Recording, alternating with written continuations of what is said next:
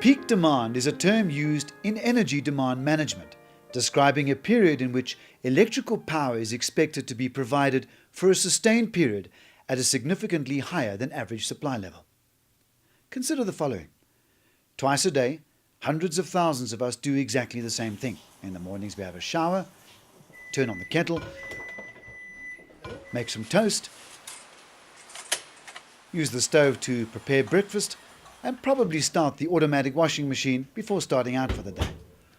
In the evening we watch TV, make dinner, turn on the air conditioner, switch on the dishwasher, the dryer, and more. All that combined energy used creates a daily peak in electricity demand. Daily peak demand usually occurs between 6 and 9 in the mornings when we get ready for work, and between 5 and 8 p.m. when people get home and turn on appliances simultaneously. As you can imagine, at these times energy demand soars and the effects are profound. Millions are spent on extra electricity infrastructure to cater for these peak times. But an even bigger issue, known as network peak demand, occurs when we experience extreme temperatures during a freezing winter or scorching summer. This is of huge concern to your power utility because if most of their customers are demanding power at or near the maximum rate at the same time, they must have generating capacity available, or they are forced to use standby generators, and that can be very expensive. Even worse, if demand exceeds supply, they are forced to resort to power shedding, plunging vast areas into darkness. Ironically, the extra capacity your power utility must have available simply is not used most of the time. In fact, a big proportion of the energy network is only required for a few hours per day.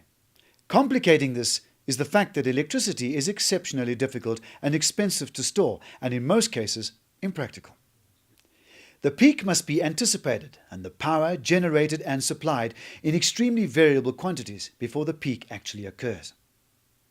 Meeting the customer's needs requires keeping a vast array of expensive equipment, like transformers, wires, substations, and even generating stations on constant standby. The amount and size of this equipment must be large enough to meet peak consumption periods when the need for electricity is highest. A simple way to see the difference between demand and consumption is by considering two examples.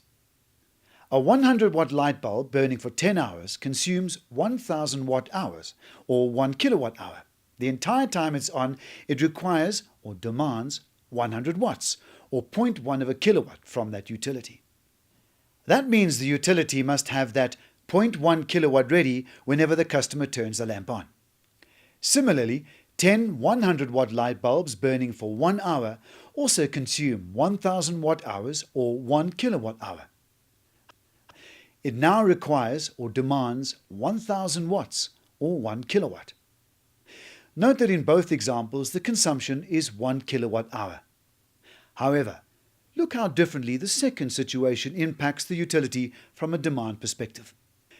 The serving utility must now be prepared to provide 10 times as much capacity in response to the demand of the 10 light bulbs operating all at once.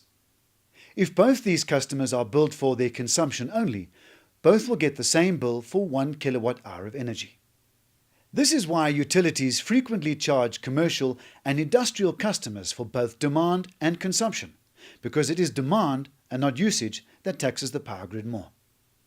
Imagine it's the hottest afternoon of the summer, and all the air conditioner units in your building are running at 100%. In this case, your highest demand rate will set your demand charge for that billing period, which is usually expressed as kilovolt amps, or kVA. Do not confuse kVA with kilowatt hours. kVA is a measure of demand load, and kilowatt hours is a measure of consumption. This chart illustrates the concept. The shaded yellow area depicts how much electricity this client used, and he knows he gets charged for that. The black line represents the demand, how much energy was demanded at any given point throughout the day. The blue dotted line on top portrays the maximum demand generated during the day when the air conditioners were in use. The demand or rate of electricity usage is usually averaged over a period of 30 minutes. For instance, if you use most of your electrical equipment at one time during that 30-minute interval, your demand charge will be close to the maximum. Just one high peak demand in any of those short intervals will mean a substantially higher bill because you are charged for the highest peak recorded. Because the client gets charged for the demand as well, money can be saved by spreading out the electrical use throughout the day and night. Running equipment one after the other rather than at the same time would reduce this demand. Broadly speaking, that is the concept PowerGuard uses to manage the electrical load and consequently save its clients a lot of money. If we take a look at an electricity bill, we notice that apart from the fixed administrative charges, there are two major components of any commercial or industrial electricity bill, namely energy charge or consumption, expressed as kilowatt hours, and demand charge, expressed as kVA. A customer that sets a high demand requires more services from the utility, hence the high peak demand charges. If you're interested in reducing your energy expenditure and significantly the drain on our country's electrical grid, please visit our website at www.pendulum-energy.co.za, where you will find all our contact details.